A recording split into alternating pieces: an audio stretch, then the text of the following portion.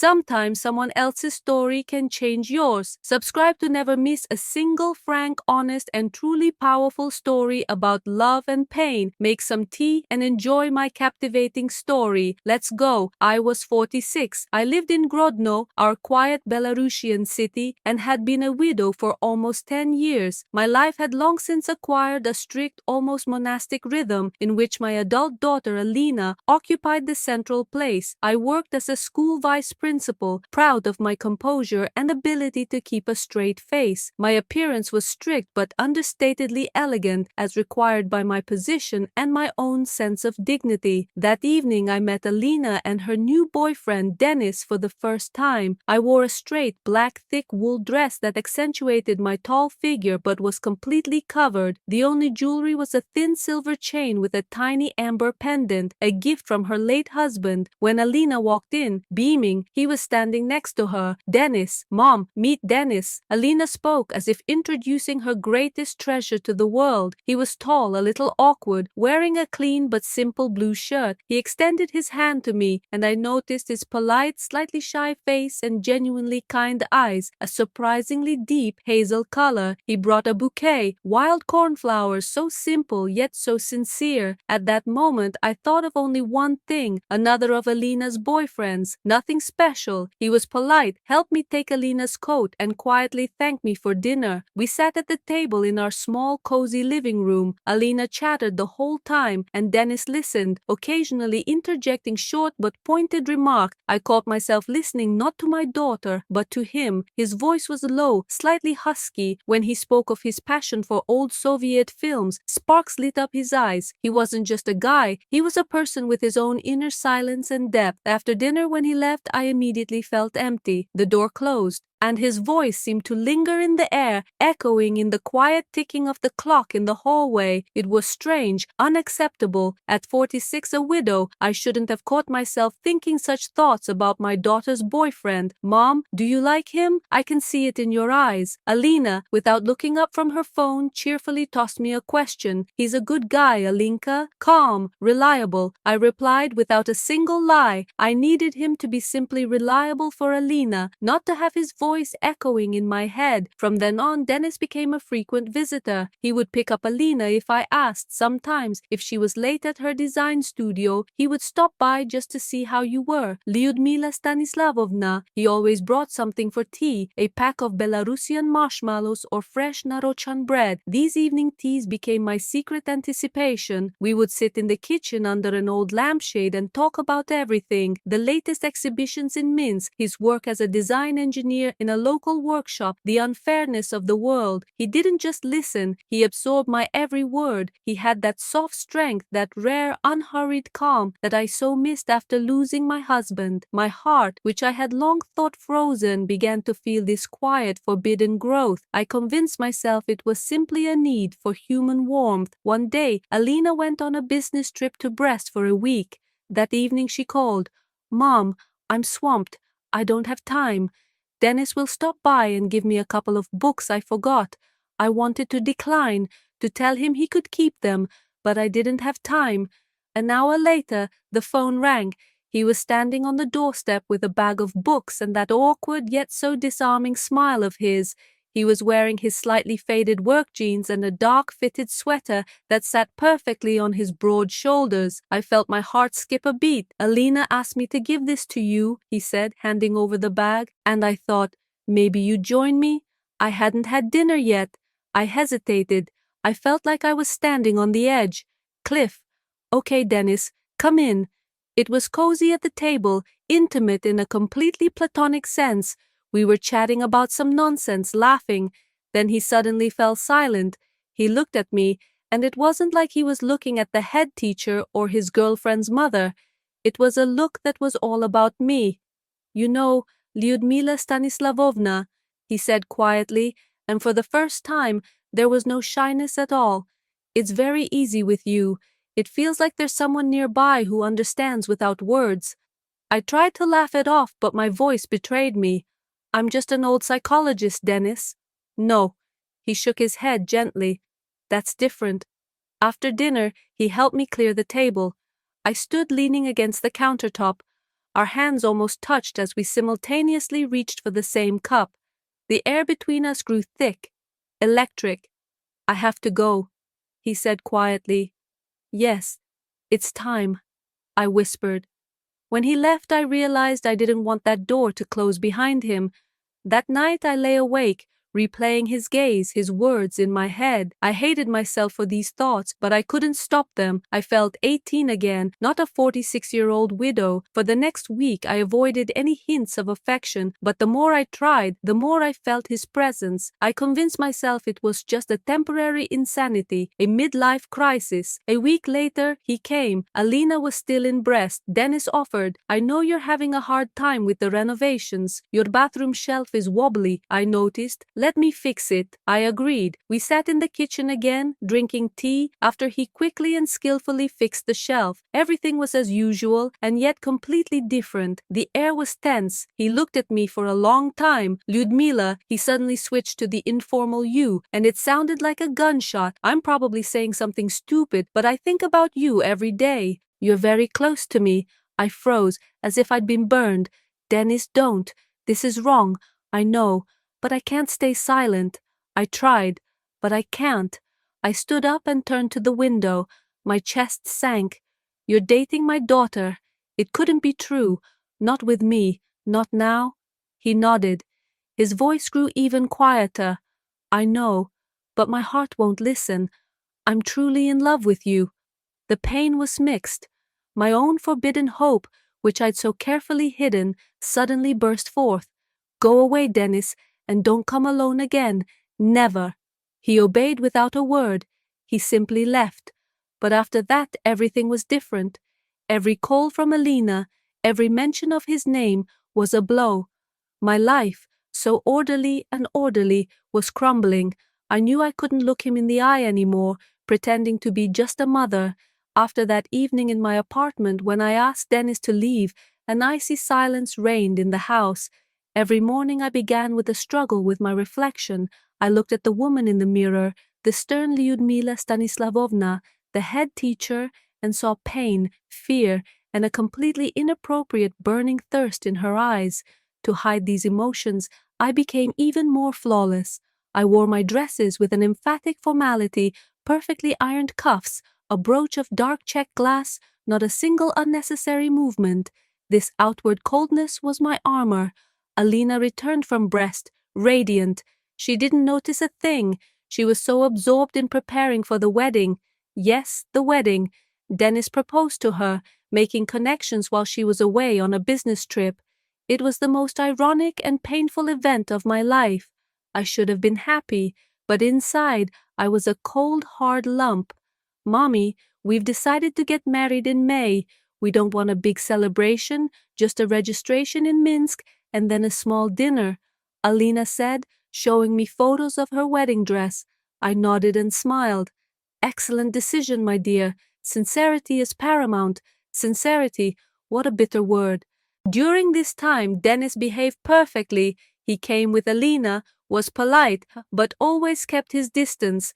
Our eyes never met directly. He was extremely polite, calling me only by my first name and patronymic. But I sensed a hidden storm simmering beneath this politeness. Finally, the wedding day arrived. We went to Minsk. For the registration, I chose a sophisticated wine-colored dress, long, made of heavy satin. It was completely closed with a high collar, but its thickness and rich color lent me a dramatic heft. On my feet were low-heeled pumps, which my late husband called combat shoes. My hair, always tied back in a strict bun, was styled a little softer today, but still looked forbidding. I was a model of dignity, a statuesque mother. It was bright in Zaxi, and solemn music was playing.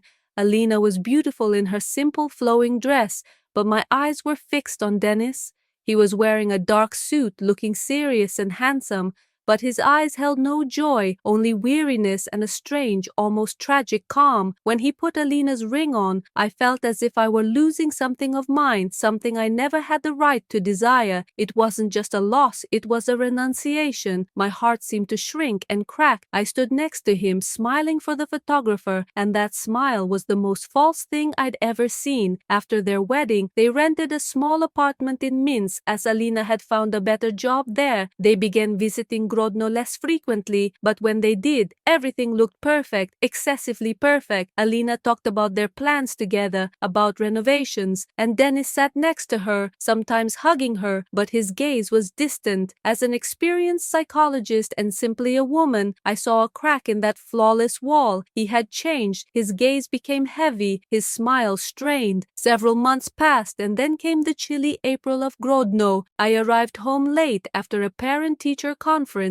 tired, taking off my coat and pouring myself some herbal tea, when there came a sharp, insistent knock on the door. I opened it. Dennis stood there, without warning, without Alina. Soaking wet, he must have driven all the way from Minsk in the rain. He looked completely lost, his shirt stuck to his shoulders, his hair tangled. He looked like a prodigal son coming to confession. I couldn't help but come, he said hoarsely, crossing the threshold. Alina and I had a fight. Seriously, I tried to put on my vice principal's mask. These things happen, Dennis. You'll get over it. It's normal for the first year of marriage. No, I won't, he replied, his voice breaking. He walked deeper into the hallway. He smelled of damp wool and the familiar piercing scent of his eau de cologne. Because it's all a lie. I live with her, but I think about you, about you. I turned pale. Shut up, Dennis, right now. You're married. No, I tried. Honestly, Lyudmila, I wanted to be a good husband to her, but I couldn't. He came closer. His closeness was palpable, like an electric current. I thought he was about to collapse. I tried to forget. Your hands, your voice, the way you look when you talk about books. I can't. I love you. I stood pressing my palms to my chest, trying to hold my breath. The words escaped me. You don't understand what you're doing. You will destroy us all. I understand, he whispered. Before I could flinch, he took a step forward, cupped my face in his cold, damp hands, and kissed me. It wasn't a kiss of passion, but a kiss of despair, quiet, timid, but it contained all the pain we'd both carried for months. He sought solace. I sought the truth. My mind screamed, but my body, frozen and alone, responded to this plea. It lasted for a moment, but it felt like an eternity. I pushed him away abruptly. Leave now, I choked out. I tasted salt and bitterness on my lips. He was gone. Again, without looking back. I stood in the middle of the hallway like a broken vessel. I didn't know if I was crying from shame for allowing this to happen or from happiness that my forbidden dream had been reciprocated. That night, I realized Dennis had crossed the final line and my return to a normal life was impossible. Several days passed. Silence, not a call from him, nor from Alina. My apartment became like a crypt. I waited, waiting for the inevitable, like a convict awaits his sentence. Suddenly there was a knock, more decisive than his last visit. I opened the door. He stood in the doorway. Only now he was dry and collected, but his eyes were like those of a man who hadn't slept for days. I told her everything, he said quietly. I couldn't lie to myself or Alina anymore. I turned pale, sinking into the old chair by the entrance. What have you done, Dennis? I said I love you. The air disappeared. I could barely breathe. You've ruined everything. You've ruined not only your own life, but also hers, my daughter's. He came over and took my hands in his. I didn't mean any harm, Lyudmila. I simply couldn't live as a stranger in my own life anymore. I'm not her man. I'm yours. I looked up, my eyes full of tears. And now I'm supposed to live with me, if you'll let me. But at that moment a voice came from behind the door. Mom? Dennis? It was Alina. I jumped up as if stung. Dennis? Hide. It's too late. Alina stood in the doorway. She looked at us, and her gaze pierced me like an icy blade. Alina? I started. Dennis, don't you dare, I whispered. But he already said, I love your mother. Alina froze. There were no tears or anger in her eyes, only a stunned, unbearable incomprehension, as if she'd seen the world turn upside down. A second of silence, then she turned and left without saying a word. I covered my face with my hands. "What have you done? You've destroyed us all?" He tried to touch me, but I pushed him away. "Go away. Just go away, Dennis." He walked out without looking back. I stood by the window, feeling the world around me crumble under the soft patter of April rain. I'd lost my daughter, my love, my peace, everything. That night a message from Alina arrived, short, emotionless. "Don't look for me. I need time." I clutched the phone and burst into tears. And in that moment I realized that the forbidden late love I'd cherished so much had revived my heart, but it had also destroyed everything it touched. A brief synopsis of the episode. Lyudmila tries to hide her feelings behind a mask of sternness after Denis's confession. Alina and Denis's wedding in Minsk is difficult for Lyudmila, who watches the tragedy in her son-in-law's eyes. A month later, Denis suddenly appears in Grodno, admits he can't live a lie, and kisses Lyudmila in a fit of despair. This forbidden kiss confirms their mutual love. Soon Denis decides to tell Alina the truth. I spent the rest of that night without sleeping. The phone lay on the nightstand like a ticking time bomb, with a short message from Alina that burned into my soul. "Don't look for me." I tried to call her, but the phone was switched off. Desperation gripped my throat. My daughter, my only anchor, left because of me, because of this late, forbidden, selfish love. I couldn't go to work that morning. For the first time in 20 years, I called and lied about a migraine attack, but my headache wasn't from tension, it was from guilt. I walked around the apartment, and every object, every vase that Alina had once chosen, screamed of my betrayal. I stood by the window, listening to the steady patter of the rain, when there was another knock on the door. This time it wasn't harsh, more pleading. Denis stood on the threshold, drenched, his face haggard from lack of sleep and grief. He looked older than his years. "You wanted to see me?" I said dully. I couldn't take a step forward. I simply looked at him, and love and hatred for what he had done warred within me. "Here I am. What now?" "Now I just want to be close," he replied, stepping closer without touching. "Without lies, without secrets. I can't live playing a role anymore. I lost Alina, but if I leave you, I'll lose my purpose." I smiled bitterly, dryly. "Close. And who will you live with, Denis? With your mother or your daughter?" He lowered his eyes. Alina didn't answer. I tried to explain, but she said I was dead to her. Those words hit harder than he probably thought. I felt my throat tighten. My daughter is suffering, and it's all because of me and him. "Go away, Denis," I said quietly, closing my eyes. "Before it's too late. It's been too late for a long time," he whispered, and his voice carried that same soft yet unshakable force that had once drawn me. "I've lost everything, but you are my only remaining light. Everything inside me was breaking, and I lost my daughter. Do you understand that? She will never forgive, never. Maybe someday she will." He came over and touched my hand. His touch was warm, grounding. "No," I shook my head, pulling my hand away. "I can't build happiness on her pain. It's a crime, Denis, against my conscience." We were silent. The ticking of the kitchen clock counted down the minutes of our destruction. He suddenly took my face in his hands, and the gesture was so tender and decisive that I didn't dare resist. He kissed me, not as desperately as last time, but as one kisses people who might be lost forever. This kiss was a reconciliation with tragedy. "I don't know what will happen next," I whispered when we pulled away. "The main thing is that we're alive," he said. "Everything else can be survived." And we stayed for a whole week. It was a quiet week, as if stolen from fate, in my small Grodno apartment. We didn't go out, didn't call.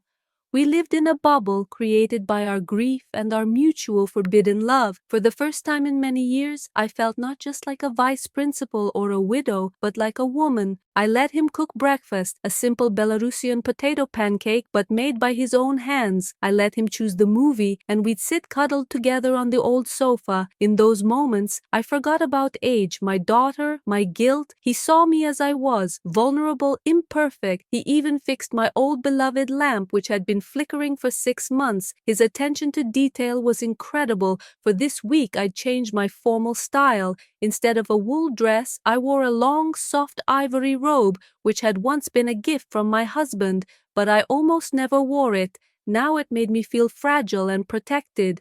My hair, usually tightly pulled back, was loose, and he loved to run his fingers through it. When I read, he, in turn, often wore my old, oversized dark blue heavy cotton shirt, the one my husband used to wear. It was too big for him, but on him it looked protective. I saw him not just as a young man, but as someone searching for the lost warmth in my life. But happiness built on guilt is always fragile. Guilt was the third person in our bedroom at our kitchen table. On the 8th day, I returned home. After work, I went out so as not to lose my place completely. I opened the door and froze. Alina was sitting in the kitchen under that very lampshade, mature, stern. There were no tears on her face, only deep fatigue and pain. "Mom," she said evenly, without getting up, "we need to talk." I put down my bag. My heart began to pound like a hunted bird. "Alina, I didn't know you were back. I wanted to see everything for myself," Alina replied. She looked at me, then looked around the kitchen. There were 2 cups on the table, one of which was clearly Dennis's. "Dennis, you don't have—" I looked down. "He left this morning." My voice wavered. Alina sighed. A long, heavy silence. Then she spoke, and every word was a honed blade. "I can't understand this. Physically, I can't. But I have to try." I looked up, full of fear and hope. "What do you mean, my dear?" "I hate him.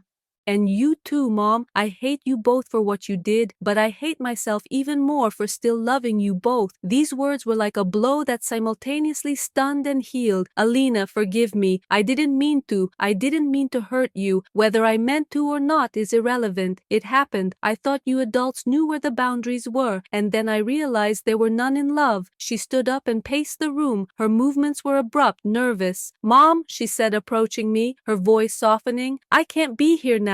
I need time, but please don't destroy yourself completely." She touched my hand briefly, a cold farewell gesture. "I still love you," she whispered, and left. I stood motionless. Her words stung, but for the first time in a week, I felt that perhaps all was not lost. An hour later, Dennis arrived. He was cheerful, his eyes sparkling. He brought fresh Narochan bread, but when he saw my eyes, he understood everything. "She was here," she said, not a question, but a statement. "Yes, and she knows everything." I sank into a chair. He sat down next to me, clutching his head in his hands. What had she said? That she hated and loved me at the same time. He looked up and a glimmer of hope flared within him. "So all is not lost, Lyudmila. We can fix this if she loves us." "No, Dennis," I interrupted him, suddenly feeling a sober determination. "Everything is lost if we don't stop. We need to give her time, lots of time, and ourselves a chance to come to our senses." "Do you want me to leave?" he asked. "Just say the word." I was silent for a long time, looking at his exhausted face. He was ready for anything. "Go away." I nodded quietly. He came closer, pressing me almost painfully to him. It was goodbye. "I'll come back if you call me," he whispered into my hair. "Don't call me," I whispered back. "Otherwise I won't be able to let go." He left without promises, without words. Just a farewell look that contained everything, pain, tenderness, and that same forbidden, unquenchable love. I was left alone in the empty apartment, waiting for the end or the beginning. A brief summary of the part: Lyudmila and Denny are living a stolen week in Grodno, where Denny gives her the warmth and attention she's been missing. During these days, Lyudmila temporarily forgets her guilt, feeling like a woman. Their brief happiness is interrupted by Alina's return. Alina discovers traces of his presence, but to her mother's surprise, she admits that despite her hatred, she still loves them both, but asks for time. Lyudmila, realizing that only their separation can give her daughter a chance to heal, makes a difficult decision. Since Dennis left, my life has become an endless gray corridor. I returned to my former strict life, but it was empty. My perfection had become exaggerated. At work, I was more demanding than ever, trying to fill the inner emptiness with external discipline. I wore my formal suits and dresses, but now they weren't armor, but rather a dignity concealing a dead heart. I stopped wearing perfume so nothing would remind me of his scent. A year passed, a year without Dennis. We didn't talk. I didn't call, knowing that if I heard his voice, I'd be breaking my promise to myself. Alina rarely wrote short messages, alive, working, Happy New Year. They lived in Minsk. She didn't ask about me or mention him. Our communication was like border guards texting, but I understood it was her way of coping with pain, and I had to respect her boundaries. One evening, as I was checking notebooks in my empty apartment, the phone rang. Not a message, but a call. Alina's number. I picked up the phone. My heart was pounding in my ears. Mom. Her voice was even, a little tired, but it didn't have the same harshness. I'm in Grodno. I want to meet tomorrow. Where did my voice falter? In a cafe. You know what's next to Zheliba Park? At 2. The next day, I prepared myself meticulously. I put on my favorite dark chocolate-colored coat and a discreet but elegant skirt and jacket set. I wanted to look strong but not cold. Alina was sitting at the table. She looked more mature, calmer. There was a depth in her eyes that hadn't been there before. She didn't hug me. She simply nodded. "Thank you for coming," she said. "You're my daughter, Alina. I'll come anywhere." We were silent for a long time, drinking coffee. I waited. "I've been thinking a lot, Mom," she began, looking into her cup. "I thought I couldn't forgive you, that I'd hate you both for the rest of my life. But time works strange miracles." My hands clenched under the table. I realized, Alina continued, raising her gaze to me, that love doesn't choose. She doesn't care about age, whose son-in-law or whose mother you are. And probably, if I were in your place, I don't know if I could resist. You couldn't. Tears glistened in my eyes with relief, with the pain that suddenly began to melt. "Alina, don't make excuses. Don't," I whispered. She smiled softly for the first time this year. "I'm not making excuses. I'm just accepting. We all made a mistake. Dennis, why did you get married? Why didn't you say anything? But I just want you to live, Mom. Otherwise, all our sacrifices are meaningless. Just please, not alone." I felt like a huge invisible weight, the one I'd been carrying for a whole year, had fallen from my shoulders. After the meeting, I went outside. The cold spring air of Grodno felt surprisingly light. I walked home, and for the first time in a long time, I felt like I could breathe again. That evening, when I came home, I opened an old desk drawer where I'd kept documents and old letters. Among them was one from Dennis. He'd left it the day he left, asking me to read it when I could breathe again. I'd never opened it before. I was afraid. With trembling hands, I tore open the envelope. The handwriting was familiar. A little harsh, like an engineer's Marina. He always called me that in his letters, as if it were our secret name. "If you're reading this, it means a year has passed. It means you've been able to forgive yourself. I left because I don't love you less. I love you too much to ruin your life and your relationship with the daughter you love so much. I will remember you every second, Lyudmila. Your laughter, your stern gaze that melts when you talk about books. I can't go back. If you ever smile again, if you're happy, then my life hasn't been in vain. Don't look for me. Find peace. Your Denny." I read and couldn't stop. Every line echoed with pain, but also with warmth. He left not out of weakness, but out of strength, out of love. He made a choice for my peace. I folded the letter back. My heart was no longer the same. It was tormented, but alive. A month later, when a warm spring set in Belarus, I took a vacation. I went to the sea, not to the Black Sea, but to the Baltic coast, to one of the quiet, quiet, unremarkable towns in Lithuania, not far from the border with Kaliningrad. I wanted to be alone among strangers, surrounded by the sound of the waves. The city of Grodno was left behind, along with its guilt and fear. On the shore, in a small, inconspicuous cafe, I sat with a cup of coffee, breathing in the salty air. I was wearing a simple dark blue dress that didn't attract attention, but its loose cut gave me a feeling of freedom. Suddenly I heard a voice, a familiar one, low, a little hoarse.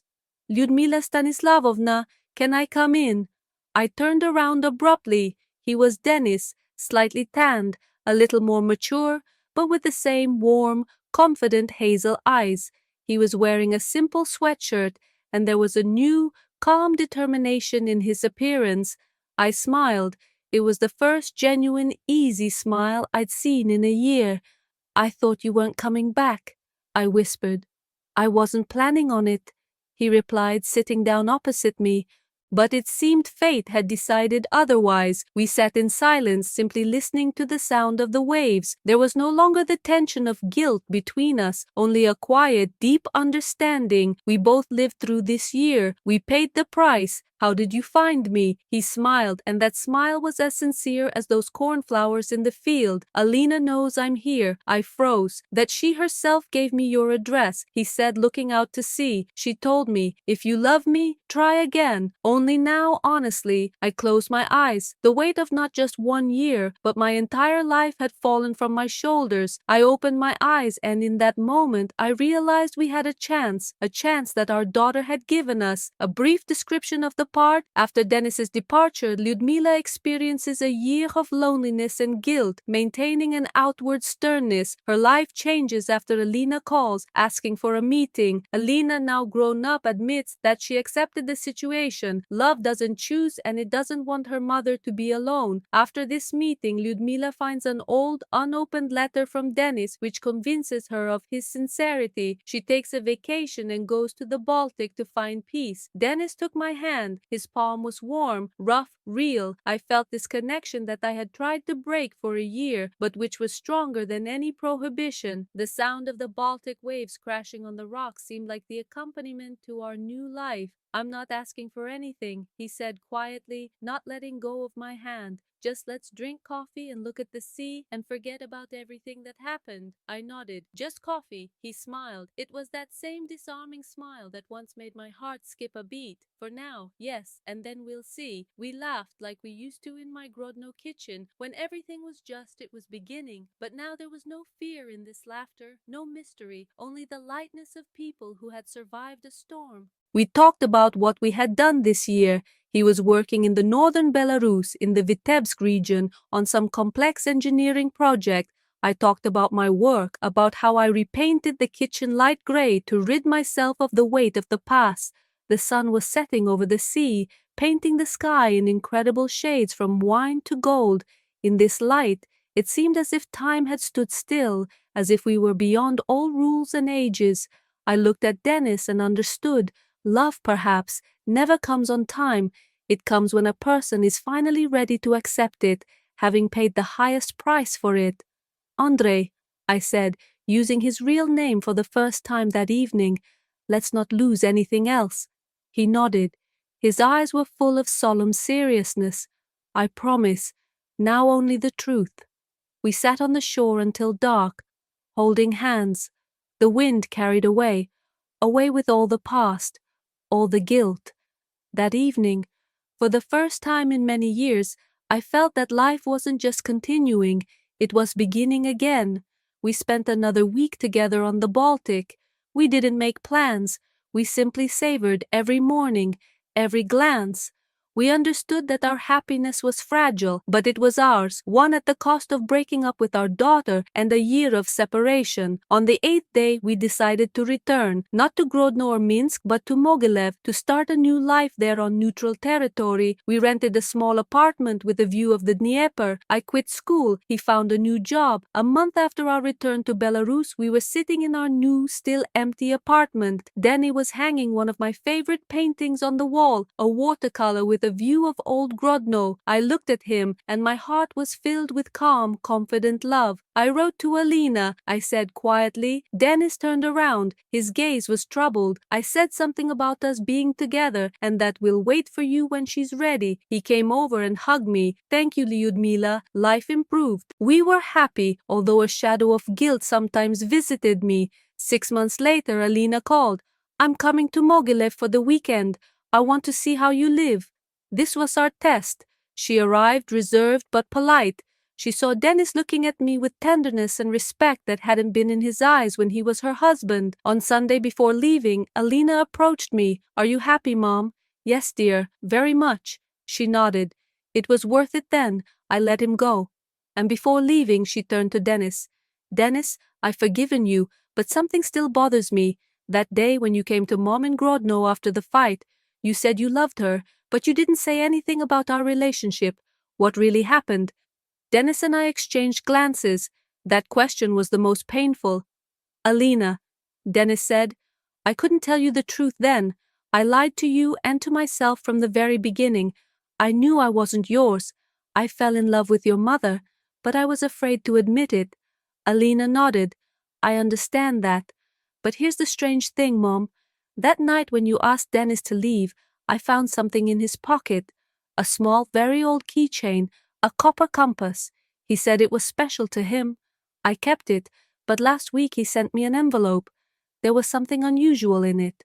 She took a small beige envelope from her purse, sealed with an ancient wax seal bearing an unknown coat of arms. It contained a note and nothing else. I took the envelope. It was addressed to me, not to Alina. You didn't open it? I asked. No, I think it's your secret, Alina answered. And I think it has to do with the fact that you both aren't telling me everything, something that started before me. Alina left, leaving the envelope on the table. Dennis and I sat in silence. What is this, Dennis? I asked, holding the envelope in my hands. He looked pale. I don't know. I left it for you, but it's not a compass. A compass? What kind of compass? It doesn't matter, but it's not what you think. Open it. I carefully broke the seal. Inside was indeed a note, written on old yellowed paper in a thin handwriting that was clearly not Dennis's. I began to read, my dear Liuda. Don't wait for me. I've left. I can't be with you until I return what's mine, this little compass. Let it be your guiding star. It will lead you to me when the time is right. Yours forever. There was no signature, but at the bottom, a tiny, barely noticeable symbol was the same wax seal as on the envelope. I turned pale. This is the handwriting of your father, my husband. Dennis froze. What was this? His note? From the time he left on his last business trip and never returned. Dennis took the paper. His eyes widened in horror. But I couldn't have written this. And why was it in the envelope I sent to Lena then? I looked at it, then at the seal. Dennis, where did you get this compass? The one Alina found. He hesitated. I bought it at the market in Vitebsk. It was old, and the seller said it was special. I stood up, feeling the ground shifting beneath my feet. You're lying, I said quietly. You've always lied. What are you hiding, Lyudmila? I don't understand. I love you. It's true, but I don't know where this letter came from. I took the envelope and noticed something inside between the layers of paper. I tore it open. A small wrinkled photo fell to the floor. In it, I'm young, and next to me are my husband and Dennis. He's about 5 years old. He's standing holding my husband's hand. On the back of the photo, in my husband's neat handwriting, is written, my son, my Liuda, our future. The silence is oppressive, absolute. Who are you, Dennis? I whispered, feeling the world turn upside down. Dennis looked at the photo. His face turned whiter than paper. I don't know. My parents said my father abandoned us when I was 5, but this photo and this letter. He looked up, full of shock and incomprehension. Lyudmila, we seem to be brother and sister, half siblings. I staggered. The forbidden love of mother and son-in-law turned into incest, touching all 3 lives. Alina, my son, this is impossible, I screamed, covering my face with my hands, feeling like this was the beginning of a new, far worse nightmare.